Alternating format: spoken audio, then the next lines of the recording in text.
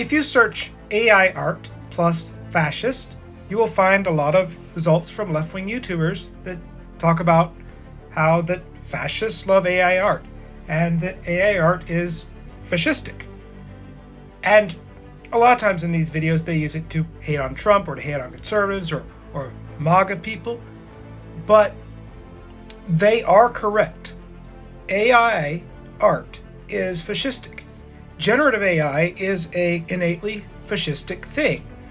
Now, because of the immense power that it possesses. As you know, power corrupts, and absolute power corrupts absolutely. And the end goal of generative AI is absolute power. The illusion is it's absolute power in the hands of the consumer, but it's actually absolute power in the hands of whoever is in charge of it. And the goal of many of these companies is to create something called artificial general intelligence. Basically what that means is an AI that can do anything. A Swiss Army knife, or a genie, if you will. What would artificial general intelligence be? Well, it would be an all-encompassing force that runs everyone's lives, that invades everyone's privacy, that possibly even reads all of our thoughts and trains off of all of our thoughts and feeds it back into the machine. A centralized machine that feeds everything to us, that gives everything to us on a silver platter. This centralized machine, an artificial god, it is fascistic in nature. Or at the very least, it is totalitarian, because it puts all power into one thing, into the data centers. All power, all possible power, all power short of saving our souls. Because that's what God can do that AI cannot do. Nor can AI create. It can only rearrange what humans have already made. It trains off of everything that humanity has ever made and has ever written, and if the technology advances enough, on everything that humans have ever thought of. And while I don't agree with the idea that all right-wingers are fascists, or that Trump is a fascist, or that Elon Musk is a fascist, I do agree that there is a trend towards slightly fascistic leanings on the more extreme sides of the right, particularly on the religious side of things. For example, the Heritage Foundation has something called Project 2025, which, if you read it close enough, it has a plan for mass internet censorship in order to protect children from adult content. Now, this sounds good at first, but what does it entail? Mass censorship and mass surveillance, and how would they do this? AI, obviously. Now, it wouldn't matter which side was in control of the super AI. It would still be fascistic, because it would still be about taking away human agency and human creativity. Even if you yourself made it, quote unquote, if you yourself asked for something, it would generate propaganda made by the state, by whoever's in charge of the AI. It would be left-wing propaganda or right-wing propaganda. Or it would be propaganda of the machine's own agenda. But either way, none of it would be made by us. We would be slaves. Or I should say, we wouldn't be slaves, we would be pets. We would be lab rats, essentially. We would be part of a giant Pavlovian experiment conducted on us by machines. Not only would AI be a tool of infinite content creation, it would also be a tool of censorship. Yeah, censorship of hate speech, or censorship of porn. Now, the extreme left defines hate speech as Christians having the biblical view of gender, or the biblical view of marriage and sex. And the extreme religious right defines porn as boobies simply existing.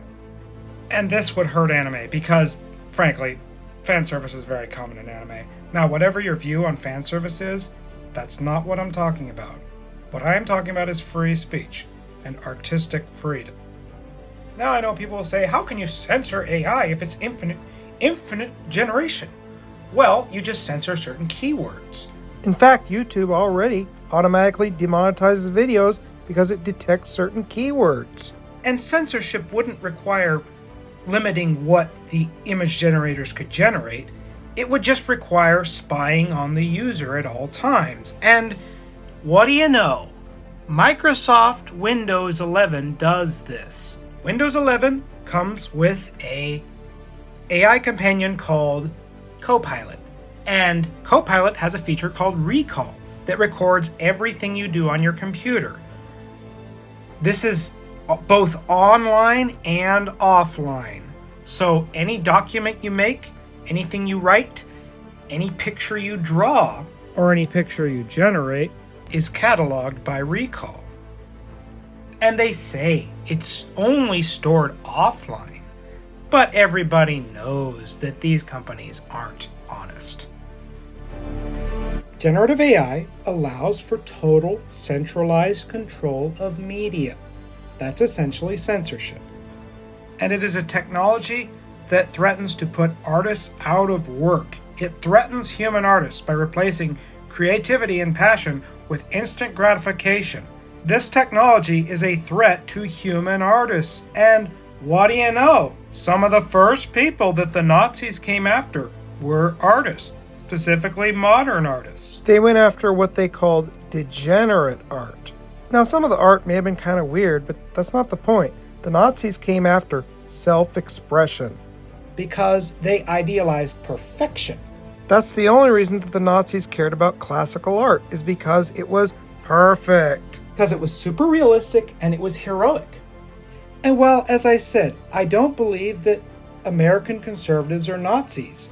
Unfortunately, a lot of them have a similar outlook on art. They appreciate art mainly from a aesthetic level. They call it objective beauty, but what it actually is their subjective view. It is judging art simply on the appearance, on shallow appearances. And that's why they tend to like AI art and AI memes. It's because it looks good, but nobody made it. That's the problem. As I said, Japan has a better idea of beauty than the West does. It has a better idea than both sides of the West, actually. Japan has something called wabi-sabi, which I explained in another video. It is perfection within imperfection. I think wabi-sabi is the Achilles heel of AI art, because with wabi-sabi you can appreciate a young child's drawing because it is the process. It is their first steps into making art. And you can appreciate the janky drawings in a sketchbook of a teenager going through an anime phase. Now, is this art good, quote unquote? Well, not really, but it means something. It means that they are working, that they are putting thought into what they're doing. They are making art. It may not be the best art in the world, but there is meaning still. And the meaning is the process. Now, I do believe in objective beauty, but objective beauty requires objective truth. Now, a lot of people on the right will cherry pick the weirdest modern art in order to say that modern art is all bad and classical art is good and contemporary art can never be good. So we must switch to AI in order to regain our culture. But there's no culture without humans. There is a massive difference between quote-unquote modern art, which is mostly money laundering anyway, and the modern day internet artist community. The modern art people are all old rich people, but the modern day internet artist community are mostly young people. Young people who are broke. I should say, there's a difference between modern art and contemporary art. A lot of contemporary art, particularly from the internet artist community, is cartoons. But the elitists don't think cartoons are art. Even though cartoons are often animated, and old paintings aren't animated. They are static. I'm not against the old paintings. I think they are wonderful because they're made with raw passion and real paint, and it takes a long time to make a painting, to make a real painting. But I'm just killing a sacred cow here. That's all I'm doing. Walt Disney was an artist. He was a true artist. He wasn't just a guy telling stories to kids. In fact, one of his short films was called Hitler's Education for Death. It showed how children were indoctrinated into Nazi ideology. He and Tolkien were both hated by the Nazis. In fact, when the Germans asked J.R.R. Tolkien in a letter if he was a Jew, he responded with, "I wish." And as I said before, I don't believe that the American right is the equivalent of Nazis, but they have a similar outlook on art. As I said, it's all about aesthetics. And they also have a similar scapegoat to the Nazis' degenerate art. And it is woke artists. That is, artists are blue-haired weirdos from California. And the other scapegoat is fandoms, such as the furry fandom and the anime fandom. They believe that furries are people that literally believe themselves to be animals, and they believe that anime is satanic, or that anime fans are childish, that adults shouldn't be watching cartoons. So you can see how these mindsets, plus super powerful AI, could lead to fascistic oppression of human artists. If not at the hands of humans, at the hands of an AI that takes their edgy memes too literally.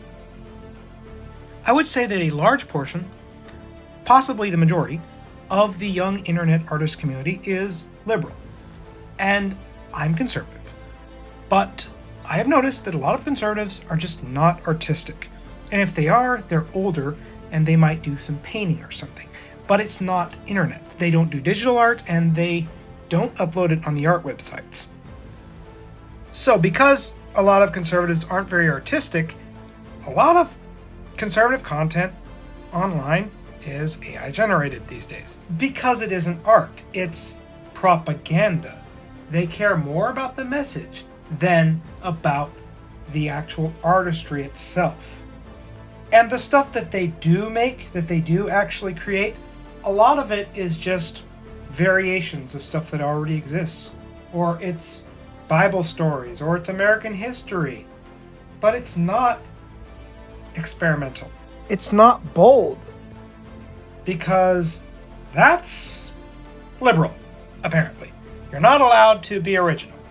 Because a lot of these people are raised in a heavily religious upbringing. And when I say religious, I'm not talking about the teachings of Christ. I'm talking about the teachings of sit down and shut up. A lot of them are Baptist, particularly Southern Baptist. Others are Catholic and others are Pentecostal. And I'm Pentecostal. We Pentecostals like to make fun of Southern Baptists for being too strict, but Pentecostals can be just as bad. I have seen it. In fact, they can sometimes be worse. Especially the more charismatic side of Pentecostalism. That side is quite anti-anime online, from what I've seen. Because a lot of them try to find demons under every rock, so they think anime is inherently demonic and evil. And another part of fascism is creating an idealized past that didn't really happen.